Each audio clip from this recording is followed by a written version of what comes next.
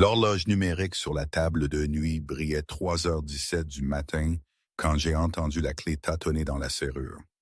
Mes yeux avaient été ouverts pendant des heures, fixant le plafond, comptant les minutes, construisant des scénarios dans mon esprit sur où Travis pouvait être. La porte a grincé ouverte et je l'ai entendu trébucher, essayant d'être silencieux, mais échouant misérablement. Je n'ai pas bougé. Je suis resté parfaitement immobile dans notre lit, le lit que j'avais choisi, le lit que j'avais payé avec mon propre argent, parce que Travis avait dit qu'il économisait pour quelque chose de spécial. C'était il y a 8 mois. Je n'ai jamais vu cette chose spéciale. La lumière de la salle de bain a clignoté et j'ai entendu de l'eau couler. Il était là-dedans pendant 15 minutes. Quand il a finalement émergé et s'est glissé dans le lit, l'odeur m'a frappé immédiatement. Parfum doux et floral, rien comme ce que je portais et quelque chose d'autre. L'odeur distincte du rouge à lèvres d'une autre femme mélangée avec de l'alcool et des mensonges. Où étais-tu? Ma voix a coupé à travers l'obscurité, calme et froide. Travis a sauté légèrement.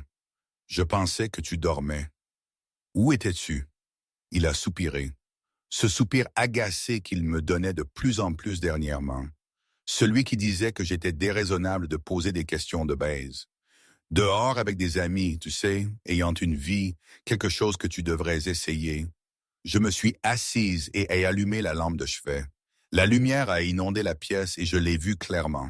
Sa chemise était froissée, boutonnée de travers. Il y avait une tache de rouge à lèvres rose corail sur son col. Ses yeux étaient injectés de sang et son expression n'était pas désolée. C'était défiant. « Il y a du rouge à lèvres sur ton col ?» j'ai dit, en me pointant. Il a jeté un coup d'œil à peine intéressé. Et alors, nous étions dans un club. Les gens te bousculent. Cela ne signifie rien. À 3 heures du matin, Naën ne commence pas avec ce truc de petite amie jalouse. Ce n'est pas attirant. Quelque chose à l'intérieur de moi s'est déplacé. Nous avions été ensemble pendant 3 ans. Je l'avais soutenu à travers 2 pertes d'emploi. Je l'avais aidé à payer sa note de voiture quand il était fauché. Je l'avais présenté aux personnes qui lui avaient procuré son emploi actuel. Je l'avais soutenu à travers tout. Et maintenant, il me disait que je n'étais pas attirante parce que j'avais demandé où il était à 3 heures du matin avec le rouge à lèvres d'une autre femme sur son col. « Avec qui étais-tu? » j'ai demandé. « Je t'ai dit. »« Amis? Quels amis? Pourquoi ça importe? Pourquoi as-tu besoin de savoir chaque chose que je fais? C'est épuisant, Naën. Tu es épuisante. J'ai senti des larmes piquer mes yeux, mais j'ai refusé de les laisser tomber. Je ne pleurerai pas devant lui. Plus maintenant. Je veux juste savoir avec qui tu étais à 3h du matin quand tu m'as promis que tu serais à la maison avant minuit. C'est tout ce que je demande. Travis s'est tourné pour me faire face pleinement, et ce que j'ai vu dans ses yeux a fait que mon sang s'est glacé. Il n'y avait pas de culpabilité, pas de remords, pas d'amour, juste de l'irritation et quelque chose d'autre. Mépris. Tu veux savoir la vérité? Bien, j'étais avec quelqu'un, une femme. Nous sommes sortis, nous avons bu, nous avons parlé, nous avons dansé. Et tu sais quoi? Ça faisait du bien. Ça faisait du bien d'être avec quelqu'un qui ne me harcèle pas constamment, quelqu'un qui ne vérifie pas mon téléphone, quelqu'un qui me fait confiance. Mon cœur battait si fort que je pouvais l'entendre dans mes oreilles. Tu étais à un rendez-vous avec une autre femme. J'étais sorti avec une amie qui se trouve être une femme. Il y a une différence. À 3h du matin, avec son rouge à lèvres sur ton col, tu as haussé les épaules. Des choses arrivent. Ce n'est pas si grave. Depuis combien de temps ça dure? Est-ce que ça importe? Oui, Travis, ça importe. Depuis combien de temps la vois-tu? Il m'a regardé comme si c'était moi qui étais déraisonnable. Comme si j'étais le problème. Quelques mois, peut-être 3. Je ne sais pas, je ne gardais pas la trace. 3 mois. Pendant 3 mois, il m'avait menti. Toutes ces nuits tardives au travail, tous ces voyages de week-end avec les gars. Toutes ces fois où il disait qu'il était trop fatigué pour passer du temps avec moi, il était avec elle. Je veux que tu partes, ai-je dit, ma voix stable, malgré le tremblement de terre se produisant à l'intérieur de ma poitrine. Travis a ri, a réellement ri. Pars. C'est mon appartement aussi. Je paye le loyer. Mon nom est sur le bail. Oui, mais nous vivons ensemble. Nous sommes un couple. Tu ne peux pas juste me jeter dehors. Nous sommes un couple, mais tu sors avec quelqu'un d'autre. Il s'est redressé, sa mâchoire serrée. Tu veux savoir la vraie vérité, Naine? La voici. Nous ne sommes pas mariés. Je peux voir qui je veux. Nous n'avons jamais fait de promesses. Tu ne me possèdes pas. Les mots ont plané dans l'air comme du poison. Nous ne sommes pas mariés. Je peux voir qui je veux. J'avais donné à cet homme 3 ans de ma vie. Je l'avais cru quand il avait dit qu'il m'aimait. Je l'avais cru quand il avait dit que nous construisions un avenir ensemble. J'avais cru chaque mensonge qui sortait de sa bouche. Sors, dis-je doucement. Non, je suis fatigué, je vais dormir. Nous pouvons parler de ça demain quand tu seras calme. Il m'a tourné le dos et a fermé les yeux. Juste comme ça, comme s'il n'avait pas juste brisé tout ce que nous avions, comme si ma douleur ne signifiait rien. Je suis sorti du lit et j'ai marché jusqu'au salon. Mes mains tremblaient quand j'ai pris mon téléphone. Je pouvais appeler ma sœur. Je pouvais appeler ma meilleure amie Rennie. Je pouvais appeler quelqu'un pour venir me sortir de cet appartement, loin de cet homme qui venait de me dire qu'il pouvait tromper parce que nous n'étions pas mariés. Mais je n'ai appelé personne. Au lieu de cela, j'ai ouvert mes messages et tapé un seul texte. Pas à Travis, à moi-même. Un rappel, une promesse. Tu ne me feras plus jamais me sentir petite. Ceci se termine maintenant à mes conditions. J'ai enregistré le message comme brouillon et me suis assise sur le canapé, regardant le soleil commencer à se lever à travers la fenêtre. L'appartement était silencieux sauf pour le son de Travis ronflant dans la chambre, paisible et non fardé, pendant que j'étais assise seule avec mon cœur brisé. Mais quelque chose avait changé à l'intérieur de moi pendant ces heures sombres. La douleur était là, aiguë et réelle. Mais en dessous, il y avait autre chose, quelque chose de dur et clair et froid. Détermination. Travis pensait qu'il avait gagné. Il pensait qu'il pouvait faire ce qu'il voulait parce que nous n'étions pas mariés. Il pensait que je pleurerais et supplierais et accepterais n'importe quel reste d'attention qu'il était prêt à me donner. Il avait tort. Au moment où le soleil était pleinement levé, j'avais pris ma décision. Je n'allais pas crier, je n'allais pas m'effondrer, je n'allais pas lui donner la satisfaction de me voir m'effondrer, j'allais partir. Mais pas avant de m'assurer qu'il comprenait exactement ce qu'il avait perdu. J'ai repris mon téléphone et j'ai commencé à passer des appels.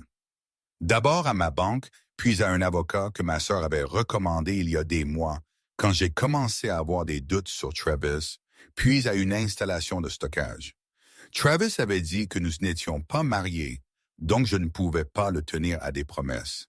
Il avait absolument raison, et cela signifiait que je ne lui devais rien non plus. Le jeu avait changé. Il ne le savait pas encore. Travis s'est réveillé vers 11h, trébuchant dans la cuisine où j'étais assise avec mon ordinateur portable et une tasse de café. Il avait l'air rude, avec la gueule de bois, et désorienté. Il a louché vers moi dans la lumière vive du matin filtrant à travers les fenêtres. « Matin », marmonna-t-il, se dirigeant vers la cafetière. « Bonjour », répondis-je, ma voix neutre. Il s'est versé une tasse et s'est appuyé contre le comptoir, m'étudiant. Je pouvais le voir essayer de jauger mon humeur, essayant de comprendre si j'allais aborder la nuit dernière. Je ne l'ai pas fait. « Tu n'es pas au travail ?» a-t-il demandé. J'ai appelé pour dire que j'étais malade. N'ai pas bien dormi. Il a eu la décence d'avoir l'air légèrement mal à l'aise. Ouais, à propos d'hier soir peut-être. Je suis venu un peu fort, j'étais ivre.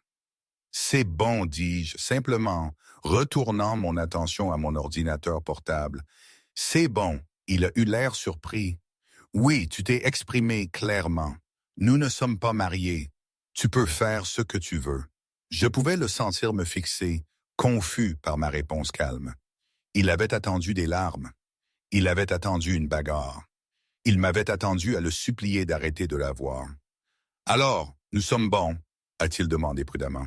« Nous allons bien. J'ai du travail à faire. Je serai probablement sur l'ordinateur la majeure partie de la journée. » Il est resté là un autre moment, clairement déséquilibré. « D'accord. Eh bien, j'ai des courses à faire. Je serai probablement parti la majeure partie de la journée. » C'est bon. Il est parti 1 heure plus tard, et au moment où sa voiture est sortie du parking, je suis passé à l'action. L'avocat m'avait donné des instructions claires pendant notre appel téléphonique de 6 heures du matin. Documente tout, dossier financier, message texte, email, preuve de ce que j'avais contribué à notre ménage. Prendre des photos de tout ce que j'avais acheté. Rassemble des preuves de son infidélité si possible. J'ai commencé par nos espèces partagées. Les meubles de salon que j'avais achetés quand Travis avait emménagé avec rien d'autre qu'un sac de sport et une console de jeu. La télévision que j'avais achetée pour son anniversaire, la vaisselle, les casseroles et poêles, les décorations sur les murs. J'ai photographié tout avec des horodatage. Puis je suis passé à la chambre. J'ai parcouru ces relevés téléphoniques auxquels j'avais accès parce que nous étions sur un forfait familial. Mon nom, mon compte. L'avocat a dit que c'était légal. Les voici. Des centaines de textes à un numéro que je ne reconnaissais pas. Appel tardif, message envoyé alors qu'il était censé travailler tard. J'ai fait des captures d'écran de tout et les envoyés à mon email. Puis j'ai parcouru nos dossiers financiers. Nous avions un compte joint sur lequel j'avais insisté quand il avait emménagé, pensant que cela nous rendrait plus comme un vrai couple. Quelle erreur ça avait été. Je pouvais voir chaque transaction. Dîner cher dans des restaurants où nous n'allions jamais ensemble. Frais d'hôtel des week-ends où il disait qu'il rendait visite à son cousin. Achat de bijoux que je n'ai jamais reçus. Mes mains étaient instables alors que je documentais tout. Pas de larmes, pas de colère, juste une planification froide et méthodique. J'avais ouvert un nouveau compte bancaire ce matin-là sur mon téléphone, un auquel seul j'avais accès. J'y ai transféré ma moitié du solde du compte joint. En fait, plus que ma moitié, puisque j'avais été la principale contributrice pendant la dernière année. Je lui ai laissé exactement ce qu'il avait mis au cours des 3 derniers mois. Puis j'ai appelé mon propriétaire. Monsieur Peterson était un homme âgé gentil qui avait toujours été juste avec moi. J'ai expliqué la situation soigneusement, professionnellement. Mon petit ami et moi nous séparions. Je voulais connaître mes options puisque mon nom était le seul sur le bail. Je suis désolé d'entendre ça, Nyan. Tu as été une bonne locataire, a dit Monsieur Peterson. Puisque tu es sur le bail et passe-lui. Tu as le droit légal de lui demander de partir. Je peux te donner un avis formel à lui fournir si nécessaire. Ce serait utile. Merci. Je te l'enverrai par email cet après-midi. Et Nyan, j'espère que les choses se passeront mieux pour toi. Ensuite, j'ai appelé ma sœur Bridget.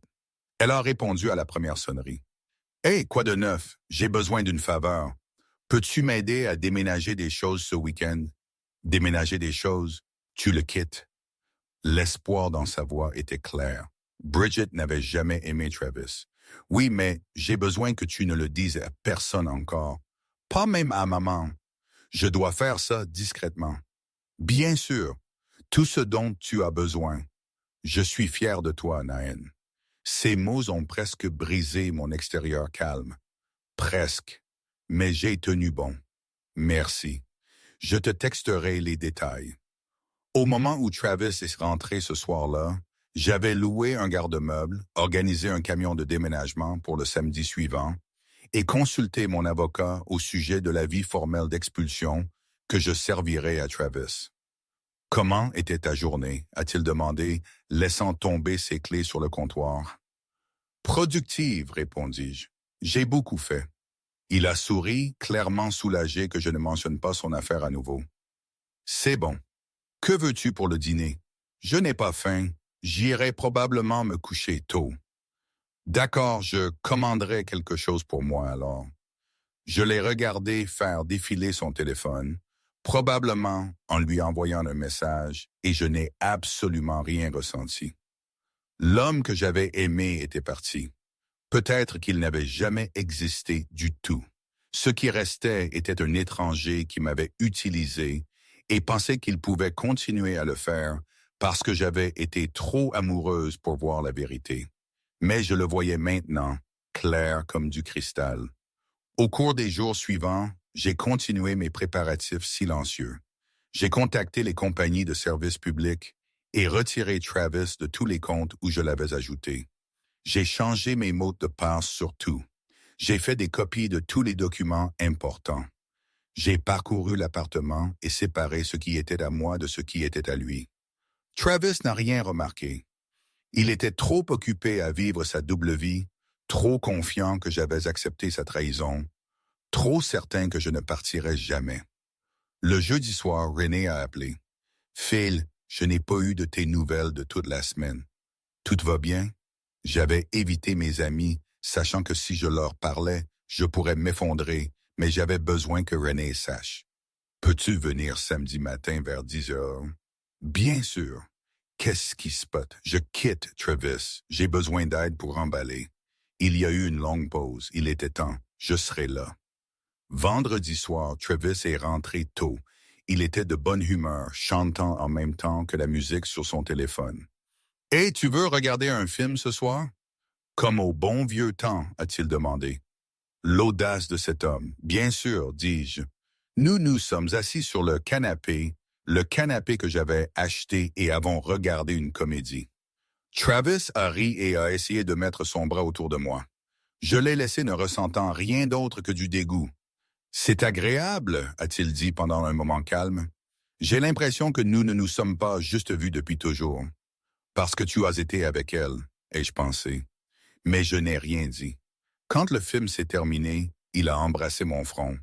Je suis content que nous ayons dépassé tout ce drame de l'autre soir. Je savais que tu comprendrais. J'ai souri et n'ai rien dit. Cette nuit-là, j'ai à peine dormi. Demain, tout changerait. Demain, je reprendrai ma vie. Samedi matin est arrivé avec un soleil éclatant inondant les fenêtres. Travis dormait encore quand Bridget est arrivée exactement à 10 heures du matin. Elle avait amené son mari Carlton et Rennie, qui est venu portant du café et une détermination féroce dans ses yeux. « Où est-il? » Rennie a chuchoté. « Dors encore. Soyons rapides. » Nous avions déjà tout organisé. Bridget et Carlton ont commencé avec les meubles, déplaçant soigneusement le canapé, les chaises et la table basse que j'avais achetées. René m'a aidé à emballer mes vêtements, mes articles de toilette et mes effets personnels de la chambre. Nous avons bougé comme une équipe bien coordonnée, parlant à voix basse, travaillant efficacement. Le ronflement de Travis a continué sans interruption depuis la chambre. Il était rentré tard hier soir à nouveau, empestant l'alcool et le parfum. Il avait à peine atteint le lit avant de s'évanouir. Synchronisation parfaite. À midi, nous avions chargé le camion de déménagement avec tout ce qui m'appartenait.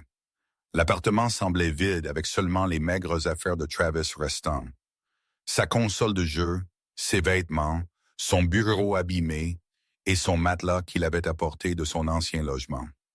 J'ai traversé chaque pièce une dernière fois, m'assurant que je n'avais rien oublié d'important. Dans la chambre, j'ai placé une enveloppe sur l'oreiller à côté de là où Travis dormait encore. À l'intérieur se trouvait une lettre que j'avais passée toute la semaine à perfectionner avec l'aide de mon avocat. La lettre détaillait tout, un avis formel d'expulsion de 30 jours, une répartition de chaque sou que j'avais contribué à notre ménage au cours des 3 dernières années, des copies de ses messages textes avec l'autre femme, une liste de chaque mensonge qu'il avait dit, et en bas, des informations sur le compte joint qui avait maintenant une fraction de ce qu'il attendait. Mais ce n'était pas tout. Je lui ai aussi laissé des copies des factures que j'avais payées en son nom, des dettes que je l'avais aidé à effacer, des contacts professionnels que je lui avais donnés. Je voulais qu'il voie en noir et blanc exactement ce qu'il perdait. Le paragraphe final était simple. Tu avais raison. Nous ne sommes pas mariés. Cela signifie que je ne te dois rien. Cet appartement est le mien. Les meubles sont miens. La vie que nous avons construite a été construite par moi pendant que tu te laissais aller. Tu as 30 jours pour trouver un autre endroit où vivre. Ne me contacte pas. Ne viens pas à mon lieu de travail. Ne demande pas une autre chance. Nous avons fini. Considère ceci comme ta conséquence pour avoir cru que tu pouvais traiter quelqu'un qui t'aimait comme si je n'étais rien. Je l'ai signé, l'ai remis dans l'enveloppe et l'ai laissé sur son oreiller. Bridget attendait près de la porte. Prête? Prête. J'ai jeté un dernier coup d'œil à l'appartement, à l'espace où j'avais gaspillé 3 ans de ma vie, et je suis sorti. Je n'ai pas pleuré. Je n'ai pas hésité. Je suis juste parti. Nous avons traversé la ville jusqu'à mon nouvel appartement, un logement d'une chambre que j'avais trouvé et sécurisé en 48 heures.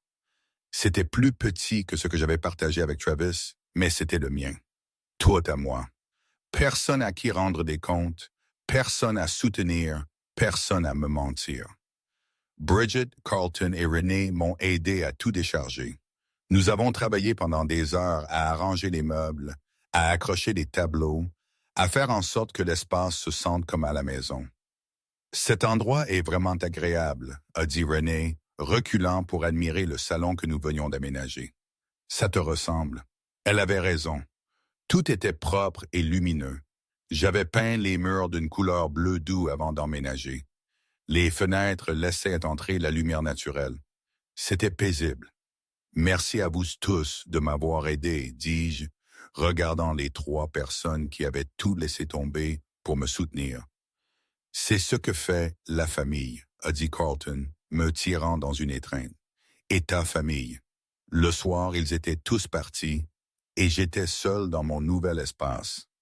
J'ai commandé de la nourriture de mon restaurant préféré, me suis versé un verre de vin, et me suis assise sur mon canapé dans mon appartement sous mon nom avec mes affaires autour de moi. Mon téléphone avait été silencieux toute la journée. Travis ne s'était toujours pas réveillé, mais je savais que ça allait arriver.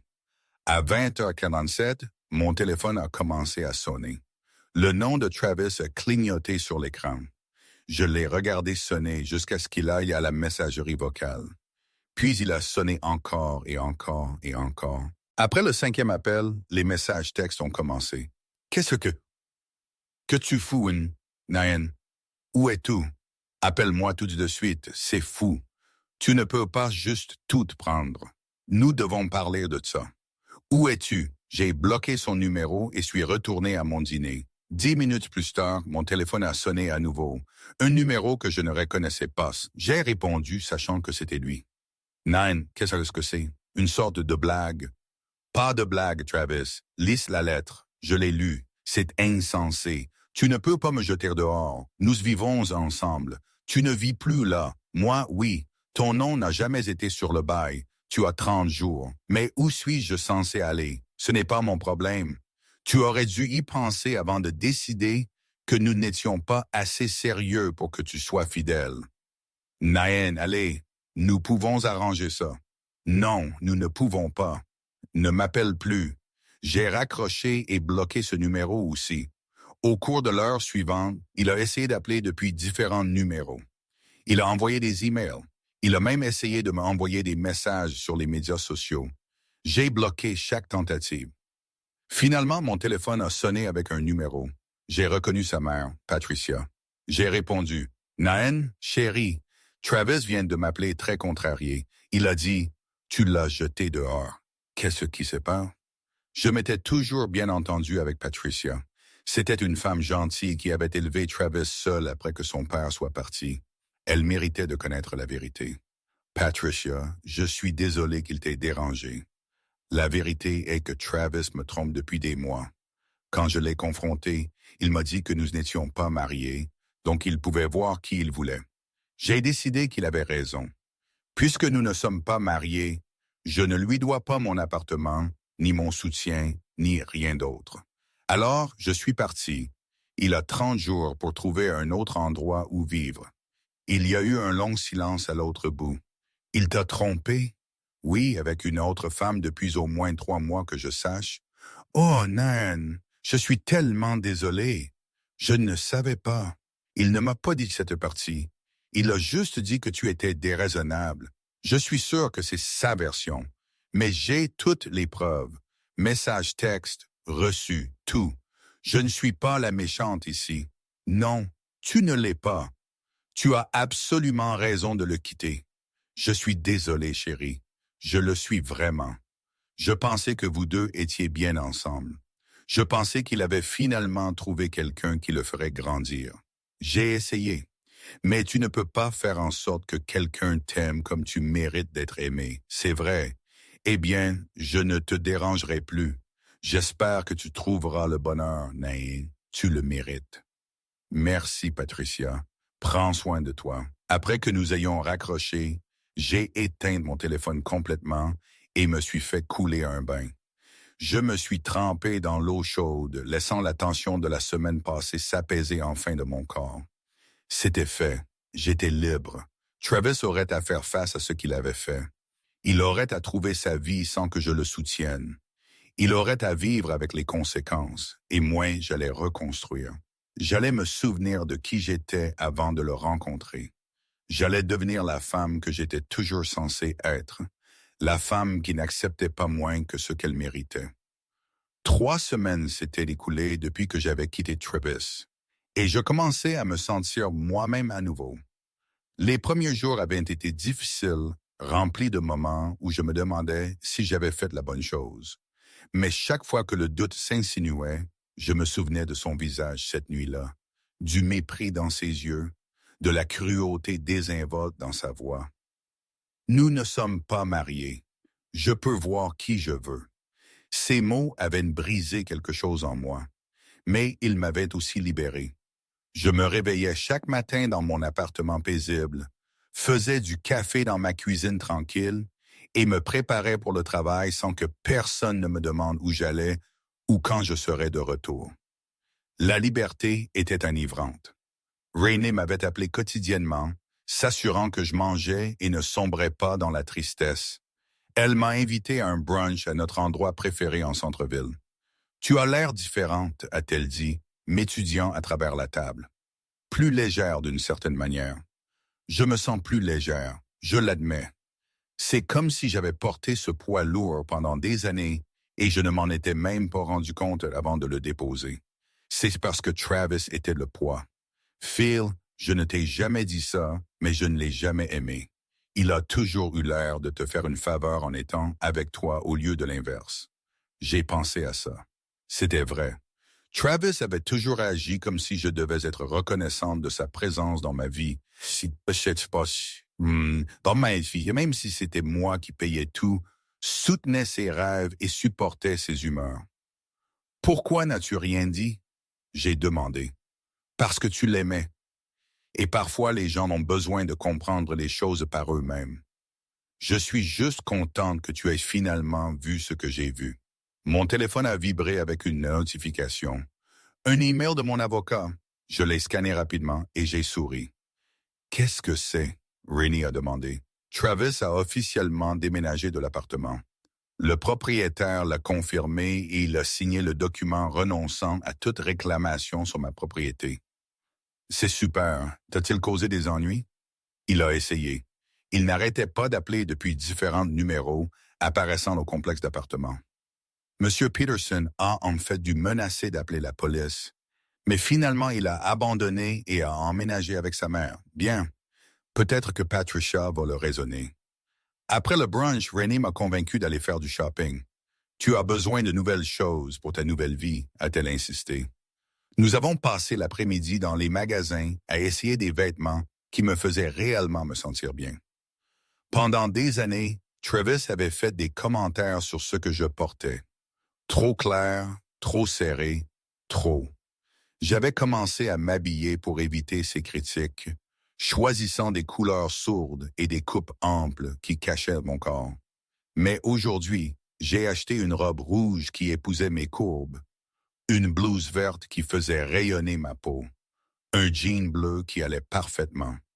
J'ai acheté des choses qui me faisaient me sentir belle et confiante. Maintenant, c'est la Naïn dont je me souviens, a dit René, me regardant tourner devant le miroir dans une combinaison marron vif. La femme qui ne s'excusait pas de prendre de la place. Cette nuit-là, j'ai accroché mes nouveaux vêtements dans mon placard et j'ai réalisé que Rennie avait raison. Travis m'avait rendu petite. Il avait atténué ma lumière petit à petit jusqu'à ce que je me reconnaisse à peine. Mais je retrouvais mon chemin. La semaine suivante, j'ai renoué avec de vieux amis avec qui j'avais perdu le contact pendant ma relation. Travis était toujours plein quand je voulais sortir avec eux, disant que je les choisissais lui. Finalement, il est devenu plus facile de juste rester à la maison que de gérer son attitude. J'ai envoyé un SMS à Simone, ma colocataire de collège, que je n'avais pas vue depuis plus d'un an. Et étrangère, je sais que ça fait une éternité. Café cette semaine? Sa réponse est venue immédiatement. Oui, tu m'as tellement manqué. Je pensais que tu m'avais oublié. Nous nous sommes rencontrés dans un café près de son bureau. Simone m'a tiré dans une étreinte serrée au moment où elle l'a vue. Regarde-toi, a-t-elle dit, me tenant à bout de bras. Tu as l'air incroyable. Différente, mais incroyable. J'ai quitté Travis, lui dis-je alors que nous nous installions dans une banquette. Dieu merci, Nain. Je suis désolé, mais cet homme était terrible pour toi.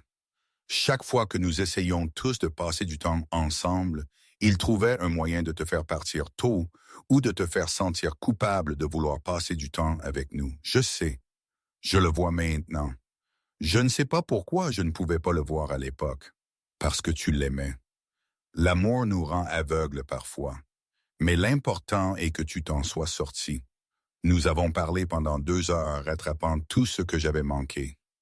Simone s'était fiancée. Notre amie commune Hannah avait lancé sa propre entreprise. Tout le monde vivait sa vie pendant que j'étais coincé dans une relation qui m'étouffait lentement. Nous avons une soirée entre filles tous les 2 vendredis. Simone a dit, « Tu devrais venir cette semaine, tout le monde adorerait te voir. » J'aimerais ça. Vendredi soir est arrivé et je me suis habillé dans une de mes nouvelles tenues.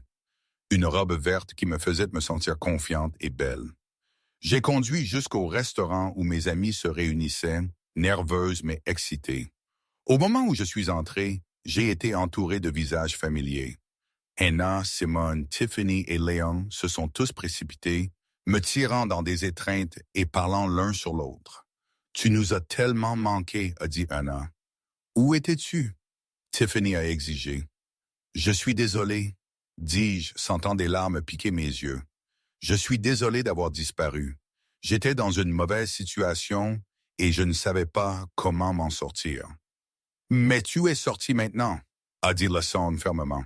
« C'est ce qui compte et nous sommes là pour tout ce dont tu as besoin. » Nous nous sommes installés autour d'une table et avons passé la soirée à rire, parler et renouer. Ça faisait comme rentrer à la maison après avoir été perdu longtemps. Ces femmes m'avaient connu avant Travis et être avec elles me rappelait qui j'étais avant. Forte, indépendante, heureuse. Alors, quoi de neuf pour toi? Anna l'a demandé alors que nous partagions le dessert. Honnêtement, je ne sais pas. Je me concentre juste sur la guérison en ce moment, me redécouvrant, découvrant ce que je veux. C'est parfait, a dit Simone. Tu n'as pas besoin de tout avoir compris. Prends-le un jour à la fois. Alors que je rentrais chez moi cette nuit-là, j'ai ressenti quelque chose que je n'avais pas ressenti depuis des années. Espoir. Vrai espoir authentique pour l'avenir. Mon téléphone a vibré à un feu rouge. Un SMS d'un numéro que je ne reconnaissais pas. Nan, c'est Travis. Je sais que tu m'as bloqué, mais j'avais besoin de te contacter. J'ai fait une erreur. Pouvons-nous, s'il te plaît, parler? J'ai supprimé le message sans répondre et bloqué le numéro. Ce chapitre de ma vie était clos. Je ne revenais pas. Lundi matin, je suis entré au travail avec un nouveau sens du but. Pendant trop longtemps, je m'étais laissé aller, faisant juste assez pour m'en sortir parce que toute mon énergie émotionnelle était drainée par Travis. Mais maintenant, avec lui hors de ma vie, je me sentais motivé à me pousser professionnellement. Ma patronne, Gloria, m'a appelé dans son bureau en milieu de matinée. « Nain, entre. Assieds-toi. » J'ai essayé de ne pas avoir l'air nerveuse alors que je m'asseyais en face de son bureau. Gloria était une femme formidable dans la cinquantaine qui avait construit sa carrière grâce au travail acharné et à l'intelligence. Elle ne souffrait pas les idiots et elle avait de grandes attentes pour son équipe. Je voulais te parler du projet Henderson, a-t-elle dit, pliant ses mains sur son bureau. Le projet Henderson était le plus gros compte que notre firme de marketing avait décroché depuis des années. C'était une grande entreprise technologique cherchant à redéfinir toute son image. Tout le monde dans notre équipe voulait en faire partie. J'ai examiné les propositions préliminaires de nos membres d'équipe, a continué Gloria. Et la tienne s'est démarquée. La stratégie que tu as décrite était innovante et approfondie et exactement ce que le client recherche. Mon cœur a commencé à battre plus vite. Merci. J'ai vraiment travaillé dur dessus. Je peux le dire. C'est pourquoi je veux que tu diriges le projet. Je l'ai fixé, certaine d'avoir mal entendu. Le diriger? Oui. Tu auras une équipe de 4 personnes travaillant sous toi. C'est une responsabilité significative et cela nécessitera de longues heures et un dévouement complet. Mais je crois que tu es prête pour ça. Je le suis, absolument. Merci, Gloria. Je ne te décevrai pas. Je sais que tu ne le feras pas. Nous avons notre première réunion client la semaine prochaine. Je t'enverrai tous les détails par email. Je suis sorti de son bureau dans un état de stupéfaction. C'était l'opportunité que l'on attendait. Diriger un projet majeur comme celui-ci pourrait changer toute ma trajectoire de carrière. Ce soir-là, j'ai appelé Bridget pour partager la nouvelle. C'est incroyable, Nain. Vois ce qui se passe quand tu n'es pas retenu. Ces mots m'ont frappé. Elle avait raison. Travis avait toujours été subtilement décourageant concernant ma carrière. Il ferait des commentaires sur le fait que je travaillais trop, passais trop de temps sur des projets, me souciais trop du succès. Il me faisait sentir que mon ambition était un défaut, mais ce n'en était pas un. Était une force. Au cours des 2 semaines suivantes, je me suis jeté à corps perdu dans le projet Henderson.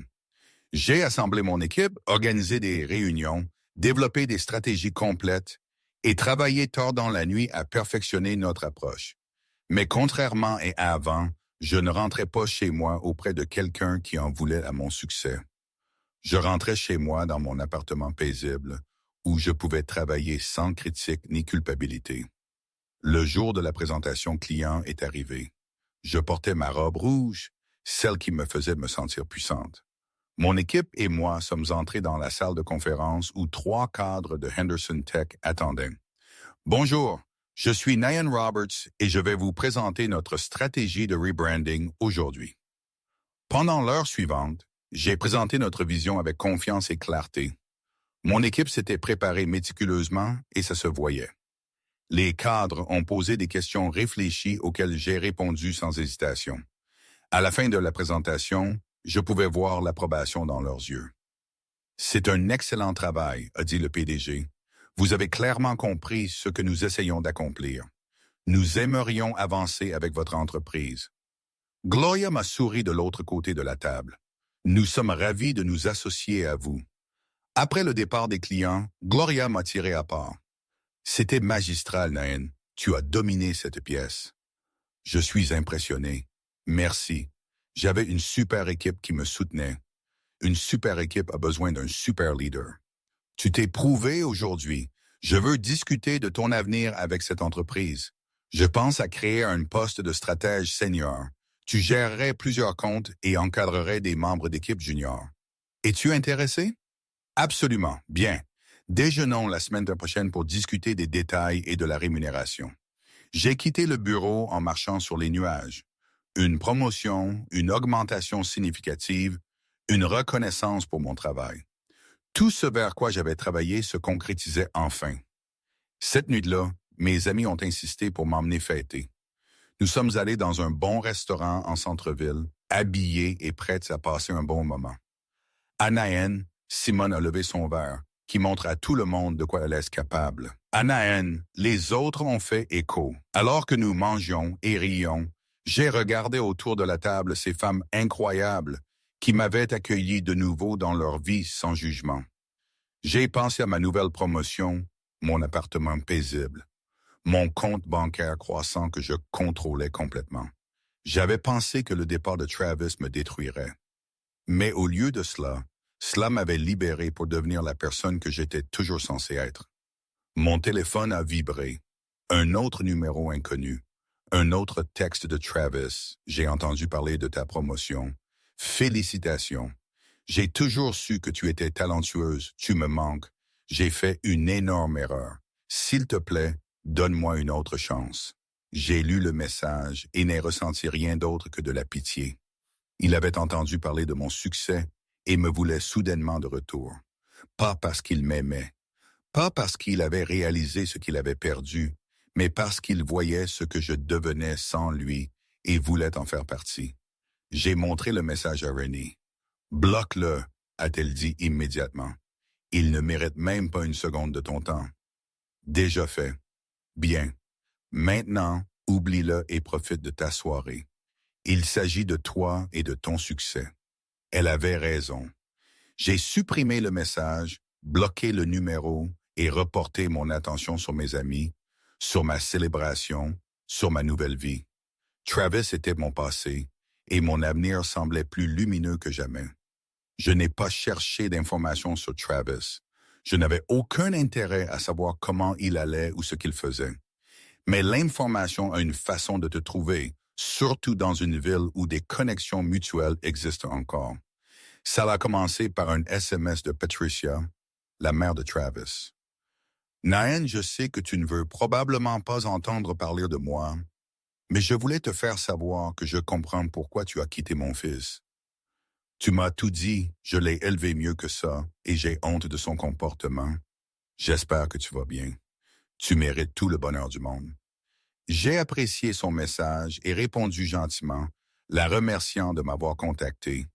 Patricia avait toujours été bonne avec moi, et les échecs de son fils n'étaient pas de sa faute.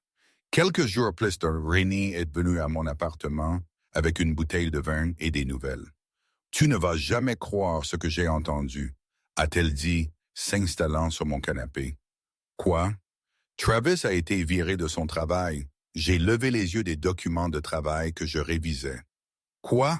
Comment sais-tu? » Mon cousin travaille dans la même entreprise. Apparemment, il s'était présenté en retard, avait manqué des délais et avait eu une sorte de confrontation avec son superviseur. Ils l'ont laissé partir la semaine dernière. J'ai traité cette information. Travis avait toujours été quelque peu fiable au travail, mais je l'avais aidé à gérer ses problèmes. Je lui rappellerai les réunions importantes, l'aiderai à préparer des présentations, gérerai essentiellement sa vie professionnelle avec tout le reste. Sans que je fasse ça, il s'était effondré. Il y a plus, a continué Rennie. La femme qu'il voyait, elle l'a quitté aussi. Apparemment, une fois qu'elle a réalisé qu'il n'avait pas d'argent et pas d'endroit où vivre, elle a perdu tout intérêt très vite. Il s'avère qu'elle sortait avec lui parce qu'elle pensait qu'il avait sa vie en ordre. Quand elle a découvert que c'était toi qui tenais tout ensemble, elle est passée à autre chose. J'aurais dû ressentir une certaine satisfaction à cette nouvelle. Mais surtout, je me suis juste senti triste. Triste d'avoir gaspillé tant de temps sur quelqu'un qui ne pouvait pas apprécier ce qu'il avait. Triste qu'il ait dû tout perdre pour peut-être éventuellement apprendre quelque chose sur lui-même. « Comment sais-tu tout ça ?» j'ai demandé. Le meilleur ami de Travis, Kevin. Il sort avec ma collègue Sharon. Elle m'a raconté toute l'histoire. Travis a appelé tous ceux qu'il connaît essayant d'emprunter de l'argent, demandant s'il peut squatter leur canapé. La plupart des gens l'évitent parce qu'il leur doit de l'argent d'avant. Avant moi, tu veux dire? Oui. Apparemment, tu n'étais pas la première personne à le tirer d'affaire financièrement. Tu étais juste la plus récente et la plus généreuse. Ça a piqué. J'avais cru que j'étais spécial pour lui, que notre relation était unique, mais j'étais juste une autre personne qu'il avait utilisée jusqu'à ce que je cesse d'être utile. Au cours des semaines suivantes, j'ai entendu plus d'histoires par divers canaux. Travis avait été viré de la maison de sa mère après seulement 1 mois parce qu'il refusait de suivre ses règles ou de contribuer aux dépenses. Il vivait avec Kevin maintenant, dormant sur un canapé et jouant à des jeux vidéo toute la journée au lieu de chercher du travail. Il avait commencé à poster sur les médias sociaux des messages cryptiques sur la trahison et les gens ne l'appréciant pas, sur comment le succès changeait les gens et les rendait froids. Simone m'a montré un de ses posts. Certaines personnes oublient d'où elles viennent quand elles ont un peu de succès. Elles oublient qui était là pour elles. Elles oublient que la loyauté signifie quelque chose. L'hypocrisie était stupéfiante. Il se peignait en victime, comme si je l'avais abandonné sans raison, comme si sa tricherie et sa cruauté n'avaient pas eu lieu. Tu devrais répondre, a dit Tiffany quand nous en avons discuté lors de la soirée entre filles. Remettre les choses au clair. Non, dis-je fermement. C'est ce qu'il veut. Il veut que je m'engage pour qu'il puisse jouer la victime encore plus. Je ne lui donnerai pas cette satisfaction. Les gens qui me connaissent connaissent la vérité. Tout le monde le reste n'a pas d'importance. Tu es meilleur que moi. Lynn a dit, je l'aurais dénoncé publiquement, et cela me ferait paraître amère et mesquine. Je ne suis pas amère, je suis reconnaissante. Il m'a fait une faveur en me montrant qui il était vraiment avant que je ne gaspille plus de temps sur lui. Mais Travis n'avait pas fini d'essayer de me joindre. Il a créé de nouveaux comptes de médias sociaux pour m'envoyer des messages. Il a envoyé des emails depuis différentes adresses. Il est même apparu à mon immeuble de bureau un jour. La sécurité m'a appelé. Mademoiselle Roberts, il y a un homme dans le hall qui demande à vous voir. Dit que son nom est Travis Monroe et que c'est urgent. Dites-lui que je ne suis pas disponible et que s'il ne part pas, vous appellerez la police. Nous le ferons. 10 minutes plus tard, mon téléphone a sonné. Un numéro inconnu. Contre mon meilleur jugement, j'ai répondu. Nain, s'il te plaît, j'ai juste besoin de 5 minutes pour te parler. Non, Travis, nous n'avons rien à nous dire. Si nous avons, j'ai tout perdu. Mon emploi, mon logement, tout. Tu es la seule qui puisse m'aider. T'aider. Es-tu sérieux là tout de suite? J'ai fait des erreurs, je sais ça. Mais tu ne peux pas juste jeter le droit comme si ça ne signifiait rien. Tu l'as jeté, Travis. Au moment où tu m'as trompé et m'as dit que tu pouvais faire ce que tu voulais parce que nous n'étions pas mariés, tu l'as jeté. Je suis juste celle qui a eu la dignité de partir. J'étais ivre quand j'ai dit ça. Je ne le pensais pas. Si tu le pensais, tu voulais dire chaque mot. Et maintenant tu fais face aux conséquences de tes choix. Ce n'est pas mon problème. Nan, s'il te plaît. J'ai besoin d'aide. J'ai besoin d'argent pour me remettre sur pied seul. N'importe quoi. L'audace de cet homme. Il m'avait trompé, m'avait manqué de respect, et maintenant il voulait que je lui donne de l'argent. Non, ne me contacte plus. Je suis sérieuse, Travis. Si tu te présentes à mon travail ou à ma maison ou n'importe où je suis, j'obtiendrai une ordonnance restrictive. Tu vas vraiment faire ça? Après tout ce que nous n'avions rien. J'avais une relation avec quelqu'un que je pensais que tu étais, mais cette personne n'a jamais existé. Au revoir, Travis. J'ai raccroché et bloqué le numéro. Puis j'ai appelé la sécurité du bâtiment et leur ai donné la description de Travis, leur demandant de ne jamais le laisser entrer dans le bâtiment. Cette nuit-là, je me suis permis de ressentir la colère que j'avais retenue. J'ai frappé mes oreillers, j'ai pleuré, j'ai crié dans le silence de mon appartement. Pas parce qu'il me manquait, mais parce que j'étais en colère contre moi-même de ne pas avoir vu le signe plus tôt, pour avoir gaspillé 3 ans de ma vie sur quelqu'un qui ne méritait pas 3 minutes de mon temps. Mais quand la colère est passée, je me suis senti purifié, plus légère, prête à avancer complètement. Travis pouvait s'effondrer autant qu'il voulait. Il pouvait me blâmer pour ses échecs. Il pouvait se peindre en victime. Rien de tout cela n'importait parce que je connaissais la vérité. Je m'étais sauvé et c'était la seule chose qui comptait. 6 mois s'étaient écoulés depuis que j'avais quitté Travis. Et la vie s'était installée dans un rythme confortable. Le travail prospérait. Le projet Henderson avait été un succès massif, menant à 3 autres clients majeurs qui ont spécifiquement demandé à travailler avec moi. Ma promotion au poste de stratège senior est venue avec une augmentation de salaire significative qui m'a permis d'améliorer mon appartement pour un endroit plus grand avec un balcon surplombant la ville. Ma vie sociale avait fleuri. Les soirées entre filles avec mes amis étaient une occurrence régulière. J'avais rejoint un club de lecture qui se réunissait mensuellement. J'avais même commencé à prendre des cours de danse salsa les jeudis soirs, quelque chose que j'avais toujours voulu faire, mais que Travis avait rejeté comme stupide. J'étais heureuse, réellement, paisiblement heureuse. C'était à la librairie que j'ai rencontré Jerome. Je parcourais la section mystère un samedi après-midi quand j'ai attrapé un livre en même temps que quelqu'un d'autre. Nos mains se sont touchées et j'ai levé les yeux vers des yeux bruns chauds appartenant à un homme avec un sourire gentil. « Désolé, a-t-il dit, retirant sa main. « Vas-y. »« Non, tu l'avais d'abord, j'insiste. » Il m'a tendu le livre. Je l'ai déjà lu de toute façon. « C'est excellent, vraiment. Qu'as-tu pensé de la fin? » Son visage s'est illuminé. « Puis-je te le dire sans le gâcher? S'il te plaît, essaye. » Nous avons fini par parler pendant 20 minutes, juste là dans le couloir à propos de livres et d'auteurs et de genres préférés. Son nom était Jerome Patterson. Il travaillait comme architecte et il avait un rire qui me faisait sourire sans le vouloir. « J'ai l'impression d'avoir monopolisé ton temps de shopping, » a-t-il dit finalement. « Mais j'ai vraiment apprécié te parler. Voudrais-tu prendre un café un jour? » J'ai hésité. Les 6 derniers mois avaient été consacrés à la guérison et à me concentrer sur moi-même. Je n'étais pas sûr d'être prête à sortir avec quelqu'un à nouveau. Jérôme a dû sentir mon hésitation. Juste un café comme amis qui aiment tous les deux les romans policiers. Pas de pression. Quelque chose dans son approche douce m'a rendu confortable. D'accord, juste un café. Nous avons échangé nos numéros et avons fait des projets pour le week-end suivant. Quand j'en ai parlé à mes amis lors de notre prochaine réunion, ils ont eu des réactions mitigées. « C'est trop tôt, » a dit Tiffany immédiatement. « Tu viens de sortir d'une relation terrible. Ça fait 6 mois, a contré Rennie. Et c'est juste un café. Quel est le mal?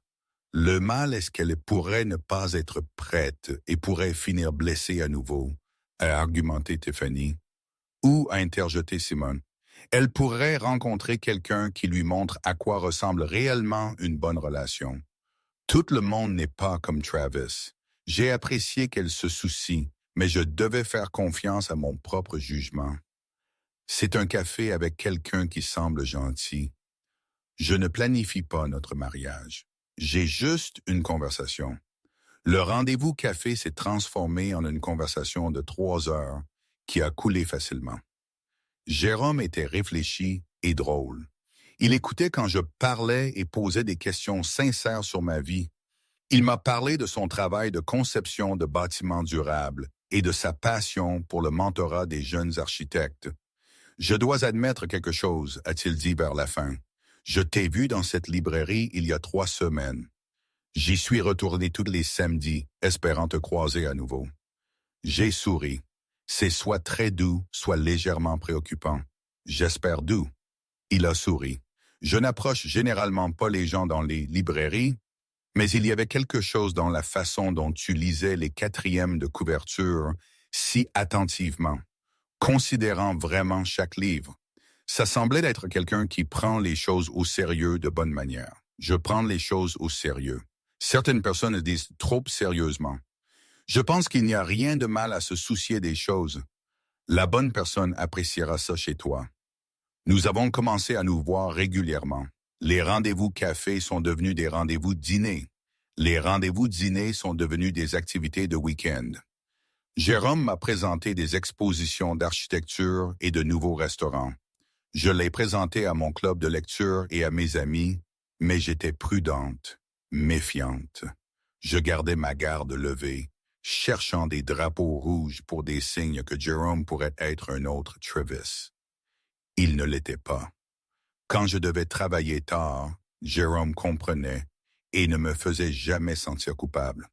Quand je voulais passer du temps avec mes amis, il l'encourageait. Quand je parlais de mes objectifs et ambitions, il les soutenait. Il n'a pas essayé de me changer ou de me rendre plus petite. Il semblait sincèrement m'aimer exactement comme j'étais. 3 mois après avoir commencé à sortir ensemble, Jérôme a rencontré mes amis lors d'un dîner que Simone a organisé. Je l'aime bien. René m'a chuchoté dans la cuisine. Il est normal de bonne manière. Il l'est, n'est-ce que pas? J'ai dit, regardant Jérôme rire de quelque chose que Carlton disait. Parfois, j'attends toujours que l'autre chaussure tombe. Peut-être qu'il n'y a pas d'autre chaussure. Peut-être qu'il est juste une bonne personne qui t'apprécie. Après le dîner, alors que Jérôme me ramenait chez moi, il a demandé « Tes amis approuvent ?» Ils le font. Pourquoi? Parce que leur opinion compte pour toi, et je veux qu'ils m'aiment. Je veux que les gens que tu aimes sachent que je t'aime. Tu tiens à moi, il s'est arrêté devant mon immeuble et s'est tourné pour me faire face. Oui, je sais que nous ne nous voyons que depuis quelques mois, mais je tiens vraiment à toi, Naïn, et je veux que tu saches que je ne suis pas pressé. Nous pouvons prendre ça aussi lentement que tu en as besoin. Je comprends que tu aies été blessé avant. Quelqu'un te l'a dit, j'ai demandé, embarrassé. Renée a peut-être mentionné que tu es sorti d'une mauvaise relation il n'y a pas si longtemps. Elle a été très claire que si je te blessais, elle me le ferait regretter personnellement. J'ai ri malgré moi. Ça ressemble à Renée. J'apprécie que tu aies des gens qui te protègent. Et je veux que tu saches que je n'ai aucune intention de te blesser. J'aime passer du temps avec toi. J'aime entendre parler de ta journée. J'aime la façon dont tu t'enthousiasmes pour les livres et à quel point tu es dévoué à ton travail. Je t'aime exactement comme tu es. Des larmes ont piqué mes yeux. Après des années où on m'avait fait sentir que j'étais trop ou pas assez, entendre quelqu'un dire qu'il m'aimait exactement comme j'étais a été accablant. Je t'aime bien aussi, dis-je doucement. Il m'a accompagné à ma porte, a embrassé ma joue doucement et a attendu que je sois en sécurité à l'intérieur avant de partir. Cette nuit-là, alors que je me préparais pour le lit, j'ai réalisé quelque chose. Je n'avais pas pensé à Travis depuis des semaines. Il était devenu sans importance dans ma vie. Un souvenir désagréable qui n'avait plus de pouvoir sur moi. J'avais guéri et maintenant j'étais prête à construire quelque chose de nouveau avec quelqu'un qui méritait mon temps et mon attention. Quelqu'un qui voyait ma valeur. C'était un mardi matin quand Travis est apparu à mon lieu de travail pour la deuxième fois. Mais cette fois, il n'a pas attendu dans le hall. Il a réussi d'une manière ou d'une autre à passer la sécurité et se tenait près de mon bureau quand je suis arrivé. Naïn, s'il te plaît, j'ai besoin de te parler. J'ai arrêté de marcher, observant son apparence. Tu avais l'air terrible. Ses vêtements étaient froissés, ses cheveux décoiffés, des cernes sous les yeux. Il avait perdu du poids, et pas d'une manière saine. Comment es-tu monté ici? Je leur ai dit que j'étais ton petit ami. S'il te plaît, juste 5 minutes. Mes collègues commençaient à fixer. C'était non professionnel et pas embarrassant. J'ai fait un geste vers une salle de conférence vide. 5 minutes, puis tu pars et ne reviens jamais. Nous sommes entrés dans la salle de conférence et j'ai fermé la porte, mais ne me suis pas assise. Je me suis tenu près de la porte, bras croisés, attendant. « Tu as l'air bien », a-t-il dit, « vraiment bien. J'ai entendu dire que tu as eu une autre promotion. Que veux-tu, Travis? Je veux m'excuser correctement. J'étais un petit ami affreux. Je t'ai tenu pour acquise. Je t'ai traité comme si tu n'étais pas importante, alors que tu étais la personne la plus importante de ma vie. Je sais cela maintenant. Tu sais cela maintenant parce que tu as tout perdu. Où était cette prise de conscience quand tu m'avais? J'étais stupide. J'étais immature. Je pensais que l'herbe était plus verte ailleurs, mais ce n'est pas le cas. Rien n'est mieux que ce que nous avions. Ce que nous avions, Travis, nous n'avions rien de réel. Tu m'utilisais pour l'argent, pour le soutien, pour la stabilité. Et au moment où je t'ai demandé d'être fidèle, tu m'as dit que nous n'étions pas mariés. Donc tu pouvais faire ce que tu voulais. J'étais ivre. Tu étais honnête. Peut-être pour la première fois dans toute notre relation, tu as été complètement honnête sur la façon dont tu me voyais comme quelqu'un qui ne méritait ni respect ni loyauté. Ce n'est pas vrai, je t'aimais. Non, tu ne l'as pas fait. Tu aimais ce que je faisais pour toi. Tu aimais avoir quelqu'un pour payer tes factures et flatter ton ego et ne rien demander en retour. Mais tu ne m'aimais pas. Tu ne me connais même pas. Si je te connais, je sais que tu es gentil et attentionné et que tu vois toujours le meilleur chez les gens. Tu sais qui j'étais quand j'étais avec toi. Quelqu'un qui se rendait plus petite pour te faire sentir plus grand. Quelqu'un qui ignorait ses propres besoins pour satisfaire les tiens. Mais ce n'est plus qui je suis. Travis s'est rapproché. Je peux changer. J'ai changé. J'ai été en thérapie. Je travaille sur moi-même. J'ai eu un nouveau travail. Je remets ma vie en ordre. Mais je ne peux pas être complet sans toi. Je suis contente que tu sois en thérapie et que tu remettes ta vie en ordre. Mais tu dois faire ça pour toi-même, pas pour me récupérer. Parce que je ne reviendrai jamais, Travis. Ne dis pas ça. Nous avons une histoire. 300 ensemble. Ça doit signifier quelque chose. Si ça signifie quelque chose, ça m'a appris ce que je ne veux pas. Ça m'a appris ce que je mérite. Et ce n'est pas quelqu'un qui me traite comme une option. J'avais tort. Je sais que j'avais tort, mais les gens font des erreurs. Ne méritais-je pas une seconde chance? Tu as eu des chances chaque jour pendant 3 ans. Tu as eu des chances de me traiter avec respect et décence. Tu as choisi de ne pas le faire. Et quand j'en ai finalement eu assez, quand j'ai finalement choisi moi-même, tu t'es effondré. Ça me dit tout ce que j'ai besoin de savoir. Alors c'est ça. Tu vas juste jeter tout ce que nous avons construit. Je ne l'ai pas jeté. Toi, oui.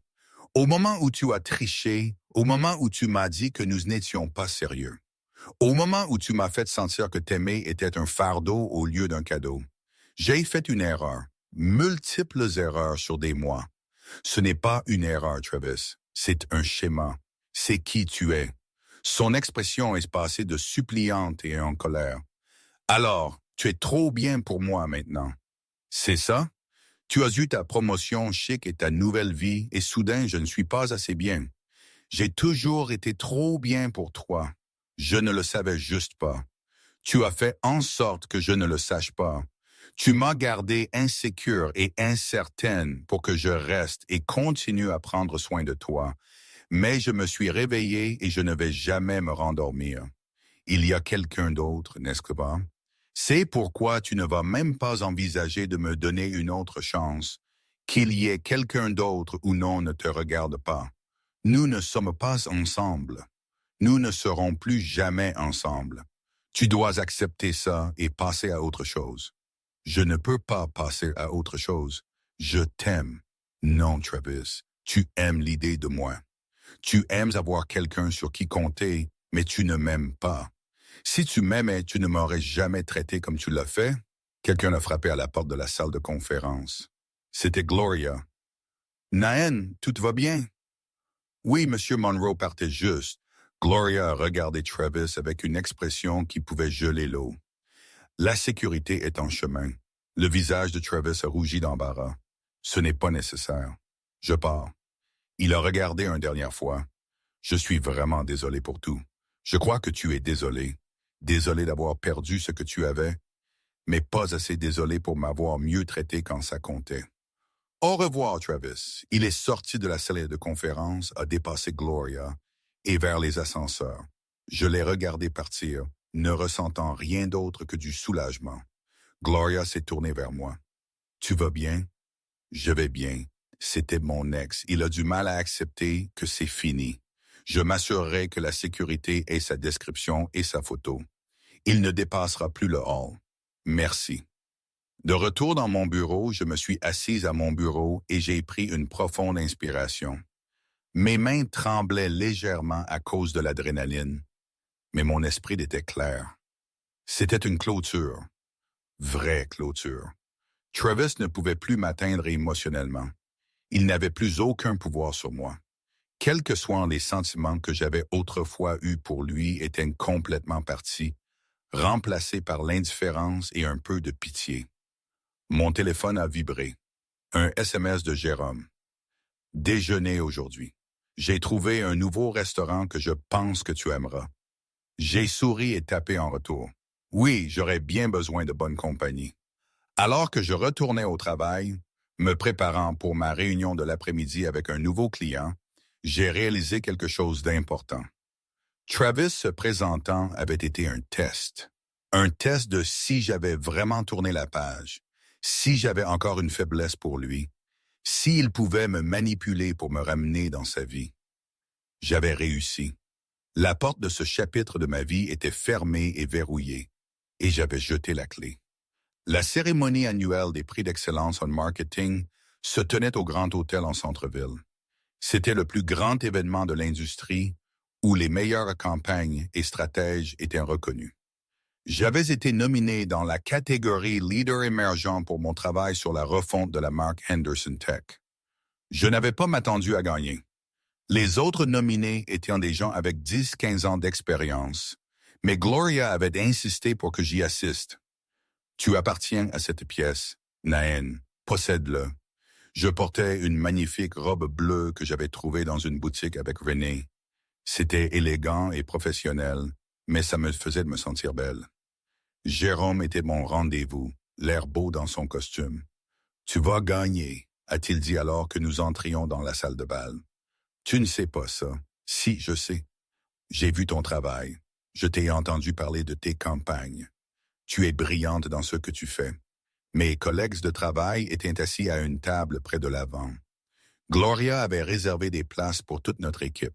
Alors que je m'asseyais, elle s'est penchée, nerveuse. Terrifiée, j'ai admis. Ne le sois pas. Tu l'as mérité. La cérémonie a commencé par un dîner et des discours de leaders de l'industrie. Puis sont venus les prix. Ils ont commencé par les catégories plus petites et ont progressé. Finalement, ils ont atteint ma catégorie.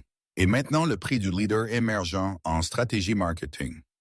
Ce prix récompense un individu qui a démontré une innovation, un leadership et des résultats exceptionnels au cours de ses 5 premières années dans l'industrie. Mon cœur battait fort alors qu'ils commençaient à énumérer les nominés et leurs réalisations. Quand ils ont prononcé mon nom et décrit la campagne Henderson Tech avec mes autres succès de l'année passée, j'ai entendu ma table éclater en acclamation. Et la gagnante est Naën Roberts. Pendant un instant, je ne pouvais pas bouger. Jérôme m'a serré la main. Gloria était debout et applaudissait. Toute ma table était debout. Je me suis levé sur des jambes tremblantes et j'ai marché vers la scène. Le présentateur m'a tendu un magnifique trophée en cristal et a fait un geste vers le microphone. J'ai regardé la salle pleine de professionnels du marketing, de leaders de l'industrie et de collègues. Il y a 6 mois, je pleurais dans mon appartement, croyant que ma vie s'écroulait. Maintenant, j'étais debout sur scène étant reconnu pour mes réalisations professionnelles. Merci, dis-je, ma voix stable. Ce prix signifie le monde pour moi parce qu'il représente non seulement le succès professionnel, mais aussi la croissance personnelle. Cette année passée m'a appris que croire en soi est le premier pas pour accomplir n'importe quoi. Je veux remercier mon équipe, ma patronne Gloria, qui a pris un risque avec moi, et tous ceux qui m'ont soutenu en cours de route. Ce n'est que le début. Les applaudissements étaient écrasants. Alors que je quittais la scène, le prix à la main, j'ai senti des larmes menacées, mais c'étaient des larmes de joie, des larmes de fierté. De retour à la table, j'ai été assailli de félicitations. Gloria m'a serré fort dans ses bras. Je savais que tu pouvais le faire. Ce n'est que le début de ce dont tu es capable. Après la cérémonie, il y a eu une réception où les gagnants et les nominés se sont mélangés. Plusieurs personnes m'ont approché, y compris des représentants d'autres entreprises essayant de me recruter. Nous avons observé votre travail, a dit une femme.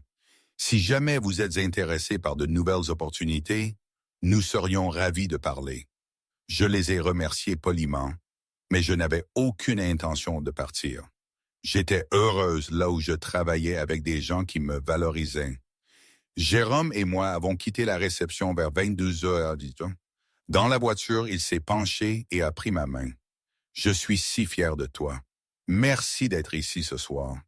Ça signifiait beaucoup de t'avoir là. Je ne l'aurais pas manqué.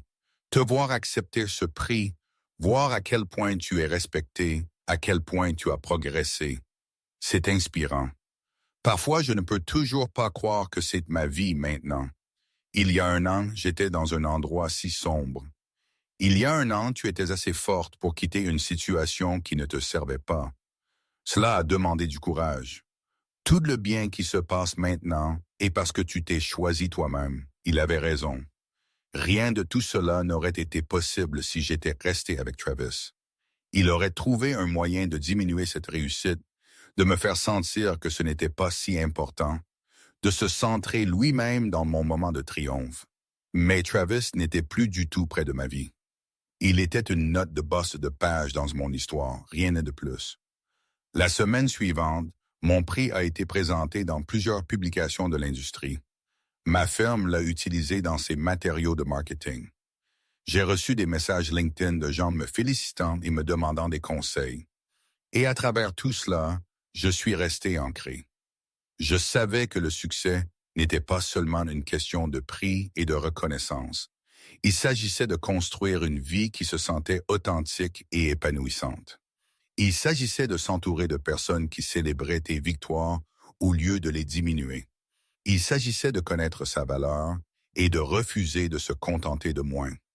Lors de notre prochaine soirée entre filles, mon ami m'a surprise avec un gâteau qui disait « Reine primée, nous sommes si fiers de toi. » Simone a dit « Tu as fait tellement de chemin. Je n'aurais pas pu le faire sans vous tous. Vous m'avez soutenu quand j'étais au plus bas. Vous avez cru en moi quand je ne croyais pas en moi-même. C'est ce que font les sœurs, a dit Renée. Maintenant, mangeons ce gâteau et célébrons tout ce que tu as accompli. » Alors que nous étions assis autour de la table à manger de Simone, riant et parlant et mangeant du gâteau, je me suis senti submergé de gratitude. Pas seulement pour mon succès professionnel, mais pour les gens dans ma vie qui se souciaient vraiment de moi. C'était à ça que ressemblait un vrai soutien. Vraie amitié, vrai amour, tout ce que Travis avait prétendu être, mais ne l'a jamais été. Mon téléphone a vibré avec un SMS de Jérôme. Je pense à toi. J'espère que tu t'amuses avec tes amis. J'ai hâte de te voir ce week-end. J'ai souri et lui ai renvoyé un emoji cœur. La vie était bonne, vraiment authentiquement bonne. Et j'avais beaucoup lutté pour que ce soit ainsi. 1 an et 2 mois après avoir quitté Travis, je me suis tenu sur le balcon de mon appartement, regardant le coucher de soleil peindre le ciel dans des nuances d'orange et de rose. La ville s'étirait en dessous de moi, pleine de possibilités et de promesses. Mon téléphone a sonné. C'était ma mère. « Naën, chérie, je voulais juste prendre de tes nouvelles. »« Comment vas-tu? »« Je vais très bien, maman. Vraiment très bien. Je peux l'entendre dans ta voix. Tu as l'air heureuse, vraiment heureuse. Je le suis. Je suis dans un bon endroit, mieux que je ne l'ai été depuis des années. Je suis si contente. Tu sais, quand tu m'as dit que tu avais quitté Travis, j'étais inquiète. Mais tu as prouvé que tu n'avais pas besoin de lui. Tu n'en as jamais eu besoin. Après que nous ayons raccroché, j'ai pensé à tout le chemin que j'avais parcouru. La femme qui s'est réveillée à 3 heures du matin à la trahison de Travis se sentait comme une personne différente. Elle avait été brisée et incertaine. Mais elle avait aussi été courageuse. Elle s'était choisie elle-même quand il aurait été plus facile de rester. Elle avait reconstruit quand il aurait été plus facile d'abandonner. Elle avait ouvert son cœur à nouveau quand il aurait été plus facile de rester fermé. Jérôme est arrivé 1 heure plus tard avec des fleurs et ce sourire qui me faisait toujours sentir chaude. « Ce sont de belles choses, dis-je, prenant les roses rouges vives. Pour une belle femme qui mérite de belles choses. » Nous sortions ensemble depuis 9 mois maintenant et ça continuait à m'étonner à quel point cette relation était différente de ce que j'avais avec Travis. Jérôme était constant, fiable, gentil. Il s'est montré quand il a dit qu'il le ferait. Il a tenu ses promesses. Il me traitait avec respect et une affection sincère. « J'ai quelque chose dont je veux te parler », a-t-il dit, alors que nous nous installions sur le canapé. Mon cœur a sauté. D'accord, on m'a offert un poste dans une entreprise à New York. C'est une opportunité incroyable. Mais avant de prendre des décisions, je voulais t'en parler. New York, Jérôme, c'est incroyable. Ça l'est, mais ça signifierait partir d'ici. Te quitter. Et je ne suis pas prêt à faire ça à moins que nous ne trouvions un moyen de faire fonctionner ça. J'ai regardé cet homme qui m'avait montré à quoi ressemblait un vrai partenariat, qui me consultait sur les décisions majeures, qui valorisait mon apport et ma présence dans sa vie. Quelles sont tes pensées? J'ai demandé. Honnêtement, je veux que tu viennes avec moi. Je sais que c'est une grande demande. Tu as ta carrière ici, tes amis, ta vie, mais je suis amoureux de toi. Noël, je veux construire un avenir avec toi, où que ce soit. Mon souffle s'est coupé. Tu m'aimes, oui. Je le fais depuis un moment maintenant. J'attendais le bon moment pour te le dire, mais je ne peux plus attendre. Je t'aime et je veux savoir si tu vois un avenir avec moi. Des larmes ont rempli mes yeux. Je t'aime aussi. Et oui, je vois un avenir avec toi. Il m'a tiré dans ses bras et m'a embrassé. C'était doux et passionné et plein de promesses. Alors, que faisons-nous? A-t-il demandé. Nous le découvrons ensemble. Peut-être que je cherche des opportunités à New York. Ou peut-être que tu ne prends pas le poste. Ou peut-être que nous faisons de la longue distance pendant un moment. Mais nous le découvrons en tant que partenaires. Partenaires, j'aime le son de ça. Au cours des semaines suivantes, nous avons exploré les options. J'ai contacté des contacts à New York et j'ai trouvé que plusieurs entreprises étaient intéressées à me parler. Gloria était de soutien, offrant même d'aider avec des recommandations. Tu as construit quelque chose d'incroyable ici, a-t-elle dit. Mais je comprends que la vie nous emmène là où nous devons être. Si New York appelle, tu devrais répondre. Il s'est avéré qu'une entreprise à Manhattan avait une ouverture pour un poste de directeur créatif. Le salaire était significativement plus élevé que ce que je gagnais, et l'opportunité de travailler avec des clients nationaux et internationaux était exactement le genre de défi pour lequel j'étais prête. Jérôme a accepté son poste, et j'ai accepté le mien.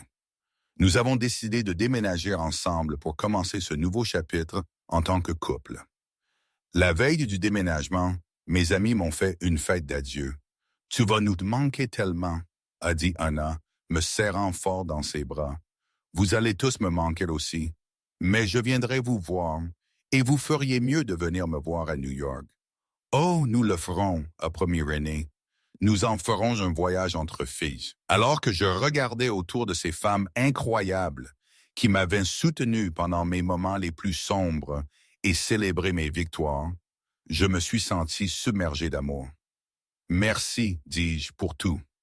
Pour avoir été là quand j'avais besoin de vous. Pour me rappeler qui j'étais quand j'avais oublié. Tu as fait le gros du travail, a dit Simone. Nous t'avons juste encouragé. Le jour où je suis parti pour New York, Bridget m'a aidé à charger le dernier de mes cartons dans le camion de déménagement. Tu fais vraiment ça, a-t-elle dit. Je le fais. Je suis fier de toi, petite sœur. Tu as pris ta douleur et l'as transformée en pouvoir. Tu as quitté un homme qui ne te méritait pas et as construit la vie que tu voulais réellement. Cela demande une vraie force. J'ai appris des meilleurs, dis-je, la serrant dans mes bras. Alors que Jérôme et moi nous éloignions de la ville où j'avais vécu à la fois mon plus grand chagrin et mon plus grand triomphe, je me suis senti en paix. Travis n'était plus qu'un souvenir, man. Maintenant, une leçon apprise, un chapitre clos. J'entendais occasionnellement des mises à jour par des connaissances mutuelles. Il avait déménagé dans un autre État, travaillait dans un poste de débutant, luttant toujours pour remettre sa vie en ordre. Je ne ressentais aucune satisfaction dans ses luttes et aucun désir de le contacter. C'était simplement sans importance pour ma vie. 6 mois après avoir déménagé à New York, Jérôme et moi dînions à notre restaurant préféré à Brooklyn. Nous nous étions installés magnifiquement dans la ville. Mon travail était stimulant et gratifiant. Nous nous étions fait des amis et avions construit une communauté. La vie semblait pleine et riche. « J'ai quelque chose pour toi », a dit Jérôme, fouillant dans sa poche. Il a sorti une petite boîte et mon cœur a commencé à battre la chamade. « Nan Roberts, tu es la femme la plus forte, la plus intelligente, la plus incroyable que j'ai jamais rencontrée. Tu m'inspires chaque jour. Je veux passer ma vie à te montrer à quoi ressemble le vrai amour. » Veux-tu m'épouser? Il a ouvert la boîte pour révéler une belle bague avec une pierre verte entourée de diamants. J'ai regardé cet homme qui m'avait montré de la patience quand je guérissais, qui avait soutenu mes rêves sans essayer d'atténuer ma lumière, qui avait prouvé par des actions constantes qu'il me valorisait et m'aimait. Oui, dis-je à travers des larmes de joie. Oui, je t'épouserai. Alors qu'il glissait la bague à mon doigt et que nous nous embrassions, j'ai pensé à cette nuit il y a 1 an et 8 mois. La nuit où Travis est rentré à 3h08 du matin et m'a dit que nous n'étions pas mariés, donc il pouvait voir qui il voulait. Il avait eu raison sur une chose. Nous n'étions pas mariés. Et ça avait été le problème, parce que le mariage, un vrai partenariat, n'était pas juste un document légal. C'était un engagement, un choix fait chaque jour pour honorer et respecter et chérir la personne avec qui tu es. Travis n'avait jamais été capable de ce genre d'amour. Mais Jérôme l'était, et j'étais prête à construire une vie avec quelqu'un qui méritait vraiment mon cœur. La fille qui s'était envoyé ce message texte aux heures sombres du matin avait tenu sa promesse. Elle n'avait plus jamais laissé Travis la faire se sentir petite. Elle l'avait terminé à ses conditions, et elle avait construit une vie plus belle qu'elle n'aurait pu l'imaginer. Ceci était ma vengeance, pas détruire Travis, mais devenir la meilleure version de moi-même sans lui. Ceci était ma victoire. Pas sa chute, mais mon ascension. Ceci était ma fin heureuse et mon beau